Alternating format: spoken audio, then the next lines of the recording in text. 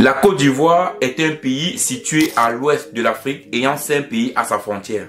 Le Libéria au sud-ouest, la Guinée-Conakry au nord-ouest, le Mali et le Burkina au nord, le Ghana à l'est et l'océan Atlantique au sud. Sa superficie est de 322 462 km². Sa population est estimée à 27,48 millions d'habitants. La langue officielle de la Côte d'Ivoire est le français. Yamoussoukro, la capitale politique de la Côte d'Ivoire, détient en son sein la basilique Notre-Dame de la Paix, qui est l'une des basiliques les plus grandes au monde et le deuxième plus haut édifice chrétien au monde. Abidjan, la capitale économique de la Côte d'Ivoire, est la troisième ville touristique d'affaires en Afrique derrière le Maroc et le Nigeria. La devise ou la monnaie utilisée en Côte d'Ivoire est le franc CFA, franc des colonies françaises d'Afrique. Le PIB de la Côte d'Ivoire en 2021 était de 70,04 milliards de dollars et son PIB par habitant de 2549 dollars. La Côte d'Ivoire détient tout simplement le PIB le plus haut en Afrique francophone.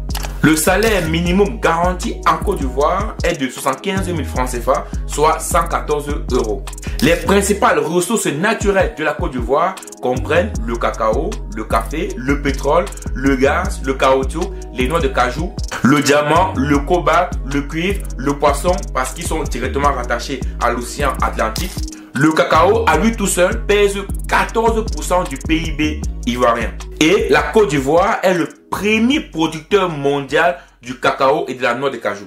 Le président de la République de la Côte d'Ivoire est Alassane Ouattara depuis mai 2011.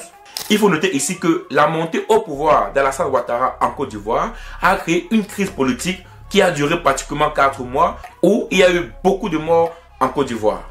Dans cette vidéo, nous ne reviendrons pas sur cette crise politique qui a meurtri le pays pendant pratiquement un semestre. La Côte d'Ivoire est l'un des rares pays d'Afrique francophone dont la balance commerciale est excédentaire, c'est-à-dire elle exporte puisqu'elle importe. Et la croissance économique de ce pays est à saluer. La Côte d'Ivoire s'apprête à accueillir la 34e édition de la Coupe d'Afrique des Nations de football qui se déroulera du 13 janvier au 11 février 2024. Une CAN qui va permettre au monde entier de davantage connaître ce pays, sa culture, ses richesses, ses musées, ses traditions et ceci va ouvrir encore plus d'opportunités dans le secteur du tourisme. Il faut noter ici que la CAN sera diffusée dans près de 150 pays au monde, ce qui fait une grosse visibilité pour ce pays. Pourquoi la Côte d'Ivoire est-il en plein boom économique? Quels sont les atouts économiques de ce pays? Que reste-t-il à faire encore dans ce pays? La Côte d'Ivoire dispose de solides atouts économiques. Elle possède le deuxième port d'Afrique subsaharienne, un important réseau routier, un aéroport international agrandi. Comme mentionné plus haut, la Côte d'Ivoire est le premier producteur du cacao au monde avec plus de 40% du marché mondial. Il figure au premier rang africain pour d'autres productions agricoles d'exportation comme la noix de cajou, le caoutchouc, le coton, le café, le palmier à huile, la banane, l'ananas, etc.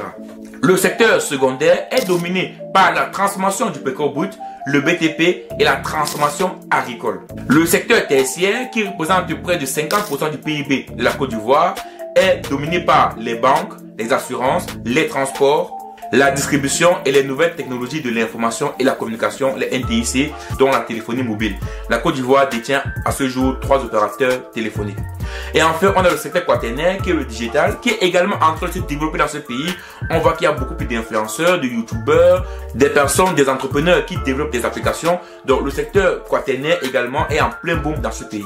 Le pays assure son autosuffisance énergétique grâce à l'exploitation de plusieurs gisements de gaz et de pétrole qui lui ont permis d'exporter de l'électricité dans la sous-région. Bien qu'ayant tous ces atouts économiques, la Côte d'Ivoire doit encore relever de nombreux défis, notamment dans la lutte contre la corruption, dans l'amélioration des conditions de vie de sa population, dans l'amélioration de l'environnement des affaires dans ce pays et dans également des réseaux routiers à l'intérieur du pays. En Côte d'Ivoire, à l'intérieur du pays, c'est-à-dire dans les villages, on a des villages qui n'ont pas d'eau, qui n'ont pas d'électricité, qui n'ont pas d'école, qui n'ont pas d'hôpitaux, qui n'ont pas de centre de santé. Donc il y a encore beaucoup de travail à faire à l'intérieur du pays.